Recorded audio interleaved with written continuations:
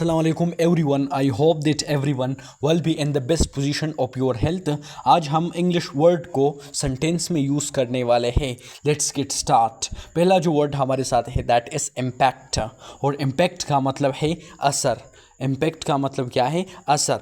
और इसको सेंटेंस में यूज़ करते हैं that is the decision will have a major impact on the company. इस फैसले का कंपनी पर बड़ा असर पड़ेगा. इस फैसले का कंपनी पर बड़ा असर पड़ेगा.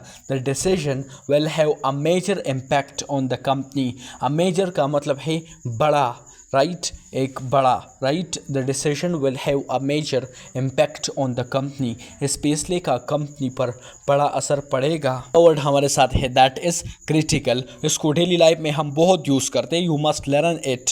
क्रिटिकल. क्रिटिकल का मतलब है इंतकादी. इंतकादी को अंग्रेज़ी में हम वर्ड यूज़ करते हैं दैट इज़ क्रिटिकल. वो हमारे साथ क्या है? क्रिटिकल है, जिसका मतलब जो है वो इंतकादी है. और इसको सेंटेंस में यूज़ करते हैं that is his comments were very critical. उसकी तबसरे बहुत तनकीदी थे. बहुत तनकीदी. तनकीदी को अंग्रेज़ी में हम यूज़ करते हैं that is critical. His comments were very critical. उसकी तबसरे बहुत तनकीदी थे. ये तबसरे को अंग्रेज़ी में हम कमेंट्स यूज़ करते हैं दैट इज़ तबसरे. His comments were very critical. उसकी तबसरे बहुत तनकीदी थे. नेक्स्ट वर्ड हमारे साथ है दैट इज़ हिम. और हिम का मतलब है उसे. हिम का मतलब क्या है? उसे. और ये हमारे साथ प्रोनाउन है. ये जो है ये ऑब्जेक्टिव प्रोनाउन है. आई सा हिम एट द पार्टी. मैंने उसे पार्टी में देखा. मैंने उसे पार्टी में देखा. Third person. आई सा हिम एट द पार्टी. मैंने उसे पार्टी में देखा. तो दैट इज़ रिगार्ड. रिगार्ड का मतलब है ख्याल. I hold him in high regard. I hold him in high regard. मैं उसे बहुत इज़्ज़त देता हूँ. मैं उसे बहुत इज़्ज़त देता हूँ. इसकी अंग्रेज़ी हमारे साथ है that is I hold him in high regard.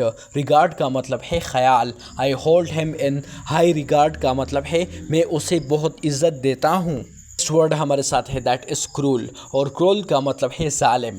Cruel का मतलब क्या है? जालिम. और इसको सेंटेंस में यूज़ करते हैं that is he was a cruel man.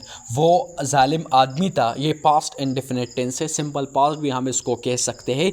He was a cruel man. वो जालिम आदमी था.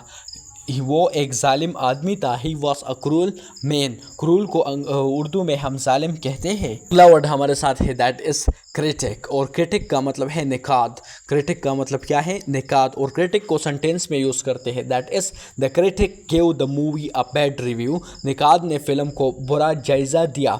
रिव्यू का मतलब है जायज़ा. निकाद को अंग्रेज़ी में हम वर्ड यूज़ करते हैं, वोकैबुलरी यूज़ करते हैं दैट इज़ क्रिटिक. क्रिटिक का मतलब है निकाद.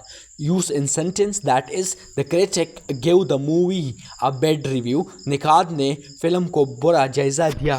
नेक्स्ट वर्ड हमारे साथ है दैट इज़ एडजेक्टिव. एडजेक्टिव का मतलब है सिफत. एडजेक्टिव का मतलब है सिफत. Beautiful is an adjective. खूबसूरत एक सिफत है. खूबसूरत एक सिफत है.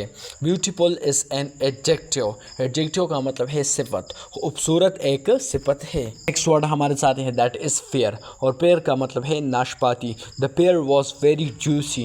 नाशपाती बहुत रसदार थी. जूसी का मतलब है रसदार.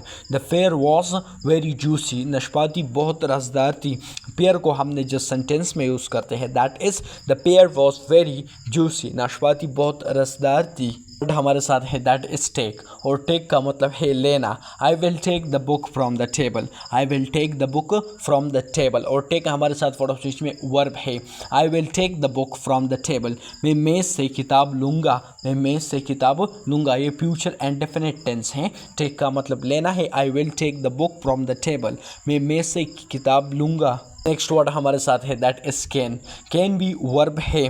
और इसकी बात करें दैट इज़ इसका मतलब कर सकता हूँ. I can speak English. ये हमें प्रेजेंट एबिलिटी दिखाता है, जिसका मतलब जो है वो कर सकता हूँ. मतलब जो भी काम आप कर सकते. तो जिस तरह से मैं कह सकता हूँ मैं क्रिकेट खेल सकता हूँ. I can play cricket. आप इस तरह बोल सकते हैं. कैन यहाँ पर जो सेंटेंस मैंने यूज़ किया ये इसलिए मैंने यूज़ किया कि आपको ये अच्छा अंडरस्टैंड हो जाए.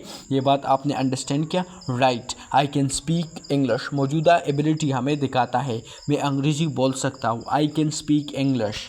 हमारे साथ है that is gate of my back, मेरा पीछा छोड़ दो। गेट ऑफ माई बैक का मतलब है मेरा पीछा छोड़ दो। गेट ऑफ ये प्रेजेंट वर्ब है, माई बैक मेरा पीछा छोड़ दो। गेट ऑफ माई बैक मेरा पीछा छोड़ दो। Next we have that is can it be solved, उसका कोई हल निकल सकता है। In English we say that can it be solved, उसका कोई हल निकल सकता है। Next is catch you up later, बाद में मिलते हैं। बाद में मिलते हैं के लिए हम इंग्लिश में जो है वो यूज़ करता है sentence that is catch you up later, बाद में मिलते हैं। बाद में मिलते हैं in English we say that catch you up later. Catch you का मतलब है मिलना, अप लेटर का मतलब बाद में मिलते हैं। Catch you up letter.